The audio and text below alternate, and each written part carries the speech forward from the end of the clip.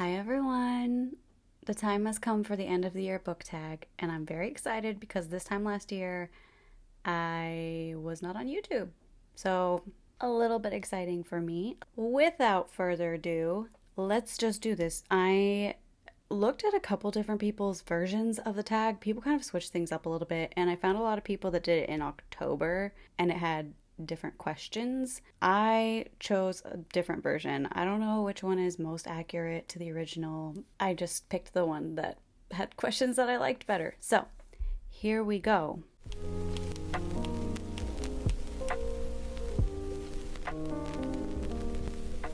Don't mind me. This is Bibliophilia book reviews freak out tag to steal their questions. So the first question is best books. There's no number on this, which is dangerous, and I will try to keep the number low. Best books. Wow, okay. I'm just gonna look over here because this is where I keep the books that I read and actually want to keep my physical copy of. Vampires of El Norte by Isabel Cañas is one of the few books that I've read that has a decent amount of romance in it. It's also the only vampire book I have read to date that I liked. And I've read, I want to say, at least 5. I have really bad luck with that subgenre. But she has a unique approach to it. You can tell that she is very, very intelligent from her writing. It's a well-balanced book, which I feel like sounds like such a boring thing to say about a book, but honestly, it's not. Like, it's so rare to find that. And that is the type of book that at the end you're just like, I wouldn't change anything because everything was the way it should be and it came together so perfectly. I love all the characters in that book. I love her language. I had a soundtrack playing in my head the whole time because the vibes were just so perfectly set up for you to just like grab onto and immerse yourself. I mostly read this in one day, which is not a thing for me. So that's definitely a favorite. Jurassic Park was a lot of fun. It gave me one of my favorite characters of all time, which is Malcolm, aka Jeff Goldblum, who is also one of my favorite people of all time. He's even better in the book. And it was just such a geeky, nostalgic, like it's dinosaurs from the 90s. What else could you want, honestly? I read more books from the Red Rising saga. I read the second and third book of the Red Rising trilogy and the first book of the second half of the saga, which is Iron Gold, and it was absolutely amazing. These are all by Pierce Brown. They are technically sci-fi, but they really read like fantasy. They are action-packed, drama-packed. There are many, many characters, and there's a character for everybody in there. I won't even get into that further. All you have to do is look at like any past video, and I will just gush about Pierce Brown's writing for all eternity. A Man Called Ove I read recently, and that has a very special place in my heart, and I'm extremely motivated to read more Fredrik Backman books. It's like I feel like I don't know what a Grumpy Sunshine book exactly is because it's not a subgenre that I've really looked into at all, but I feel like this might be it. I feel like that book might be the epitome of Grumpy Sunshine. It's a grumpy old man, and it's about his life with his neighbors, and we also learn over the course of the book why he is so grumpy, what's happened in his life to make him that way. So that is an amazing book. I guess I'm just going to be super brief and say a lot of books because I just can't not. Say Nothing by Patrick Radden Keefe was definitely the best nonfiction book that I read this year. It's about the Troubles, which is a particularly intense time of war between Northern Ireland's IRA population and Loyalist population, England and Northern Ireland. It's a lot. That author is just a master of taking a really intense topic and making it read like a really juicy novel. And I've never been so invested in a nonfiction book in my entire life. I used an entire highlighter on that book, and it was absolutely amazing. Greenlights by Matthew McConaughey I just listened to and absolutely adored it, and I ordered the physical copy so that I can highlight the crap out of that one too. And then If an Egyptian Cannot Speak English by Noor Naga. It has its own video on my channel. I'm not going to dive into it. That book blew my mind in a way that no other book has, and if I had to pick one book to reread for the next year and nothing else, it would be that book. Which is saying a lot because it's not a happy book. It's quite intense, but it's just that good. It's just... Oh, it feels like so long ago that I read Annihilation by Jeff Vandermeer. 5-star book. Deeply in love with it. I am a little disappointed because it's a trilogy. Well, now there's like a 4th book that's a prequel, but originally it was a trilogy. And the 3rd book was such a letdown for me. Such a letdown. And the movie was like, I don't even want to talk about it. But books 1 and 2 were phenomenal. Like the world building and scenery, like it just sucked you in and you felt like you were there. Even though it was a really warped, twisty atmosphere. You had no problems imagining exactly what everything looked like. Like, it was like virtual reality, honestly. Shout out to Pamela Anderson's autobiography. I felt so seen and I felt so inspired, and I look up to her a lot after reading that book. Sky in the Deep by Adrienne Young, Viking story. Another one that actually has a decent amount of romance in it, which I did not know going into it, and I did not mind it at all because she did a good job on that male character. Oh God, one more. Lesbiana's Guide to Catholic School.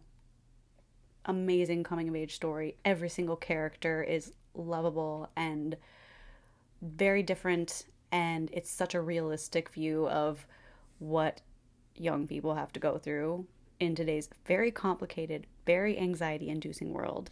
That's where I'll stop myself, as difficult as that is. I'm literally just picking from my 5-star reads.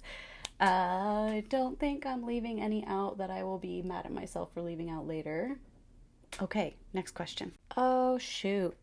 New release you haven't read yet but want to. Honestly, heck if I know. I kind of stumble upon new books on accident. It just happens. Welcome to Dorley Hall is on this month's TBR, and that's a fairly new book. I pre-ordered it and I think I got it like a month ago. And that is a trans story about men that have been disappearing, like dozens of men that have been disappearing over the years from, I think, a college campus.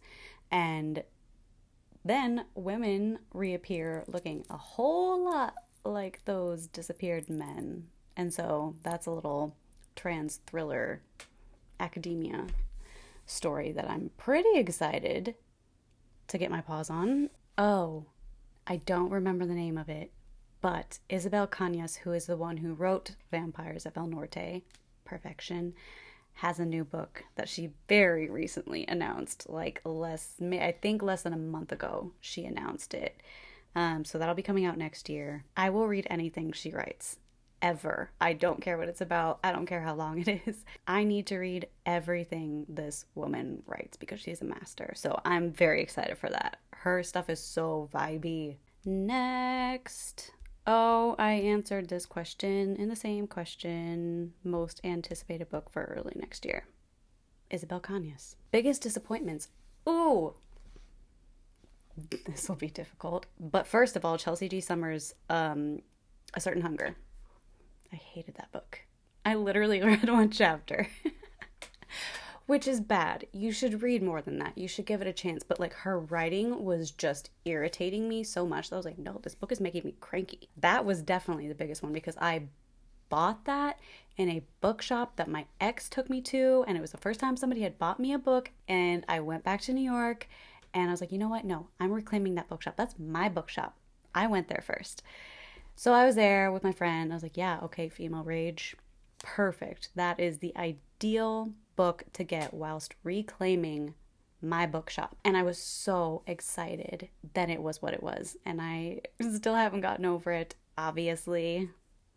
A little bit salty. Sorry, I'm staring at all of my rejected books over yonder. Queens of Mirai by Rhiannon Hargadon. I really wanted to like that one because it was like about a girl who is destined to become the Grim Reaper. So cool, right? And at first it was, and I was like, yes, this is gonna be like just dark and dramatic and everything. But then, like, the way she started to incorporate the relationships between the main character and the men was so poorly thought through and toxic, not even in a way that was to make you think about toxic relationships. I don't know where she was going with it. I tried to make myself finish it for a while. I went back and forth many times and I just couldn't. So that was extremely disappointing because it wasn't a thing where I wanted the book to be good and immediately didn't like it. I loved it at first, and then it just took the sharpest turn in a way that was overshadowing everything else about the book. So that was a bummer. Okay, very controversial opinion. Frankenstein. Yeah, Frankenstein, because who doesn't want to like Frankenstein? Like, it's a cool name, it's a cool movie, it's a cool monster, it's a cool book to like, and I couldn't stand it. I did finish it, could not stand it, could not stand Frankenstein himself. I honestly wanted to push him off a cliff safely so that he lands in the water and swims away. But he's such an obnoxious, self-centered little crybaby, and I get it. He's supposed to be that way, but it would just made it so painful. I'm proud of myself for pushing through on that one, but I learned a lesson pushing through on that book. Sometimes it's just not worth it and it's not going to get better. So I was bummed because I genuinely thought I was going to love it. But I will stick to watching Young Frankenstein. Okay, no, one more. Lock Every Door by Riley Sager was the most predictable, maybe the most predictable thriller I've ever read. And what I had heard about that author is that they were the best at not only twists, double twists. And I was not surprised once in that book. Not once. Like, I figured out the second twist of several chapters in. And I'm not good at figuring things out, guys. Like, I'm not. I wish I was clever like that, but I'm not. So that was a bummer because there's nothing worse than a boring thriller that goes nowhere. Because that is the whole entire point of the book, is figuring out what happened. And if you know what happened the whole time, like, why are we doing this? I will read another book by Riley Sager. I will, because I have to know if that was a one-off or if it's all that bad. And I know this is rude, but like, I have strong feelings about that one. I was so let down. Riley let me down. Oh gosh, biggest surprises? Ooh.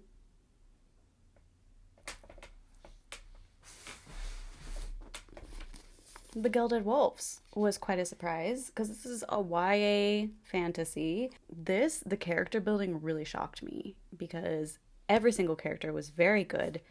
They had their own very strong, distinct direction, and there was actually a new favorite character for me. I did not think there was going to be autistic representation in here because nobody talks about that when they talk about this book.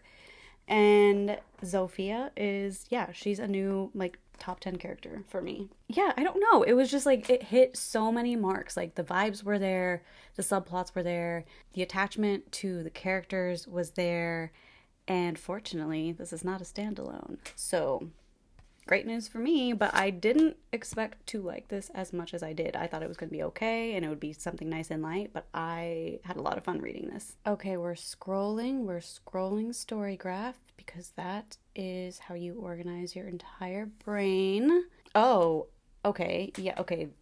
Surprise in a different way. Parable of the Sower by Octavia Butler definitely surprised me. Surprised the pants off me because I did not know what was in that book. And I did not think it was going to be that dark. That book is twisted. It is twisted. So, yeah, surprise. Okay, Kaikei by Vaishnavi Patel was a surprise for sure because I bought that based on the cover and I didn't read anything about it because I wanted to just pick one based off the pretty cover and see what the heck it was about. And I loved it, and it was just this very immersive, luxurious, epic tale of, it was about so many things, I can't even dive into it, but it was beautiful. It was absolutely beautiful. It's a mythological retelling, basically. Gosh, it was 490 pages. Didn't feel like it. And then graphic novels overall were a surprise because I never thought I would even try them, and I really fell in love with them, even though I'm in a bit of a slump with them at the moment. But I've got a whole stack right over there that needs to be read, and they're a blast, and they make you feel things. Graphic novels overall were a massive surprise and a very, very happy one. New favorite authors. It's a little bit hard to say because there's a lot of authors where I've only read one book of theirs. Like, I'm still a pretty new reader. It's only been a little over a year since I started reading as an adult. But in case you didn't realize this, I love Isabel Cañas. But I don't need to say any more on that because I've already talked about her enough. For a second I thought Jeff Vandermeer, but then the third book of Annihilation was such a letdown, and the direction that him and the director of Annihilation went with the movie was such a letdown that I cannot really say that now. Pierce Brown wrote my favorite book of all time, which is Red Rising, and I love every single book so far in that saga. I've read 4 out of 6. He's so good at what he does. Like, these are his first books. They're his first books. All right. Who else? I have very high hopes for Fredrik Backman. I have very high hopes for him because I'm going to read Beartown next. And I know people have feelings on Beartown. Some people are very attached to it. Alex Michaelides. I don't think I'm saying that right. I'm sorry. But, he wrote The Silent Patient, which I read a couple weeks ago, and it's a thriller that actually knocked my socks off, and I appreciate that. But it was also really good vibes, really good characters. I was trying so hard to figure it out the whole time, and I never did. And his other books, I didn't notice that they were written by him previously because nobody's name sticks in my brain until I actually read a book by them. But there are several books that I actually already had bookmarked that are by him. So I will be tackling those very soon because I'm in a thriller mood right now. I don't know what it is. I think it's just that they're so easy to read even when you're not super focused. Definitely a favorite thriller author so far, but we'll see. Also, Edward Carey is really great. I can't say he's a favorite author just because his genre and his style is one that is amazing and beautiful and so complex and so well done. But it's not one that I want to read all the time. I'm gonna say my favorite authors are ones who write books that I am like always in the mood for and would happily reread often. He is great if you love like Series of Unfortunate Events or Coraline or anything along those lines. Then you should definitely check out Edward Carey because he very much fits into that family of things. New fictional crush. Don't have one. No, sir. New favorite character or characters. Well, if that is not tricky. Oh, I gotta look up a name. Okay. I can't keep these things brief. I don't know how, okay? I'm very sorry. Honestly, I'm going to leave out any characters from Red Rising because that's its whole own thing. They have their own category. They're just in a tier of their own, and there's too many of them that I love too much. So, From Sky in the Deep by Adrienne Young, which is the Viking book. You may say, Claire, how can you say a character is your favorite if you can't remember their name? Because I have really bad ADD and names are just hard for me. Aelin is the main character in the story. She's a Viking warrior who is stubborn and holds grudges, and she's a fighter. She's very loyal to her family, and she's a really good fighter. And I love her, and I loved being mad with her in this book, and we have this similar kind of rage inside of us, and that's just a heck of a way to bond with somebody. Malcolm from Jurassic Park. If you like him in the movie, read the book because he's even better. It's just like Malcolm amplified. Like, he gets to go off in the book. He doesn't get to go on that many rants in the movie, but in the book, free reign, honestly, free reign. And he deserves exactly that. Sazed from Mistborn. Oh, man. He's a man of few words. He is so extremely wise. He is opposite of me in every way, which is probably why I love him so much. And if I needed an ally in a scary fantasy world, I would probably pick him and Gandalf. This is more of an honorable mention, but Monkey D. Luffy from One Piece. I am a new One Piece fan. I am about to read the second book with my friend Adam, and listen, this kid he's a nut job. Totally crazy. But I admire his commitment to what he wants, and I admire that he does not care how much of a fool he makes of himself. He is gonna achieve his goals no matter what. Don't get in his way. He's just enthusiasm times a gajillion. Okay, Parvna from A Man Called Ove. I adore her. She's like, she's one of those women whose instincts are just, she just knows what people need. She's a caretaker, but not in the sense that she's gonna coddle people. Like, she will yell at you, but it's because you need to be yelled at. Like, she just knows. I would trust Parvana to run my life. I really would. She's amazing. Parvana is the reason that this book is successful. She is the real hero in this book. Like, I love Ove. I adore him. Uva, my bad, Swedish. But Parvana, she's just got it. She's got it. And then I already mentioned Sophia from the Gilded Wolves. She's just hilarious. So, yeah, she's autistic and she gets confused by people not saying what they mean. Like, it's hard for her to understand and find hidden meaning. And I appreciate that, because just say what you're trying to say, honestly. And it's just really interesting hearing her thought process when she's trying to sort out a conversation. She's like, okay, I've learned from past conversations that when somebody says this, it could actually mean this, but it sounds like they mean this because that's what they're saying. She's just funny. I love her. Oh boy. Okay. Books that made you cry. I mean, Pierce Brown books definitely make me cry because he is not scared of killing off characters, and I'm very attached to all of them. Oh, Jade War. Yeah. Jade War made me cry. Holy cow. I forgot.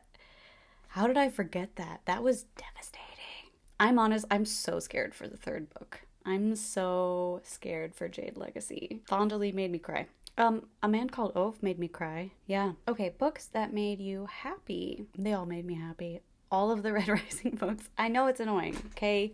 They make me so happy. Okay, The Falconer by Elizabeth May, which is like, I want to say it would qualify as maybe steampunk. Would it qualify as steampunk? Definitely in that direction. It's a YA fantasy, and the vibes are just asking to be made into a movie.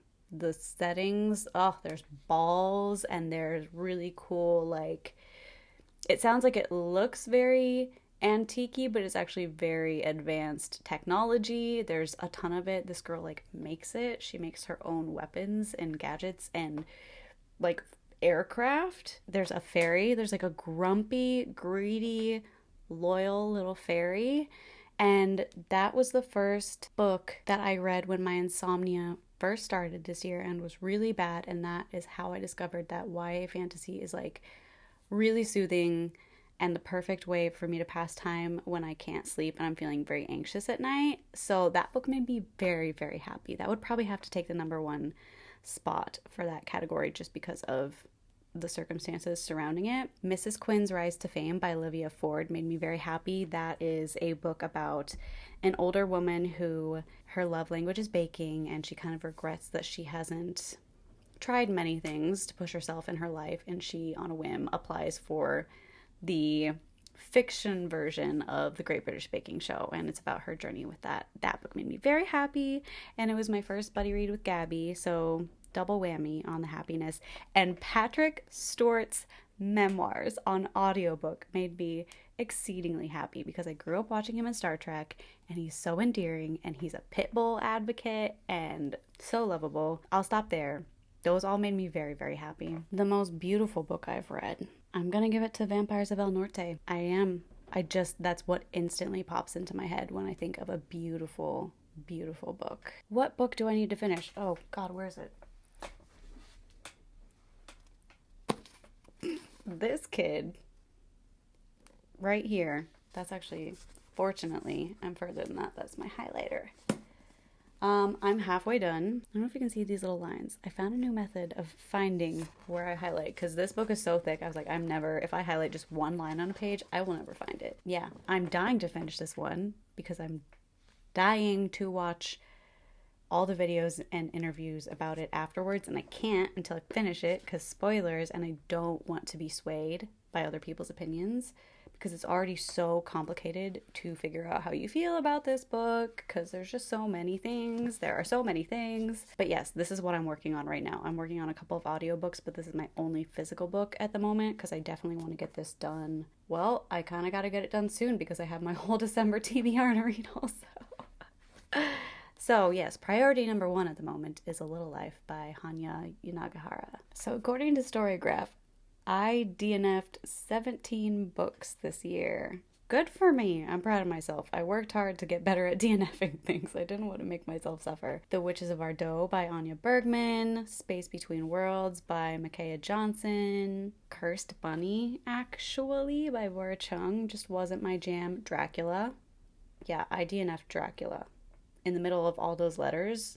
So many letters. Song of Achilles. That's gonna make some people sad. I was just bored, to be honest. It was nice writing, and I love Galatea by Madeline Miller, like, love it. And I would potentially try another book, maybe an audiobook. But yeah, Song of Achilles wasn't doing it for me. Daughter of the Moon Goddess. I was really into the vibes until they started zooming around on clouds. Then that just felt a little bit corny for me. Picture of Dorian Gray. DNF'd that. Yeah, I DNF'd a lot. Oh wow, that's it. We did it. What an epic reading year. I have surprised myself with some of the genres that I've been getting into. I have really surprised myself that If an Egyptian Cannot Speak English is by far one of my favorite books of the entire year, and it's like intensely literary fiction. Even the formatting is really bizarre. That shocks me a lot. So yeah, I think I will hit 70 books by the end of the year, which is just madness to me because beginning of last year I was still telling people like, not I can't read, but like I can't retain anything when I read. I'm too distracted. My ADD just makes it impossible. And I had mostly read nonfiction growing up. That's what I loved, and I still do, but it's hard for me to retain, so I have to just kind of space it out. And I just never thought that I would replace television with books, and it's definitely one of the best things I've done.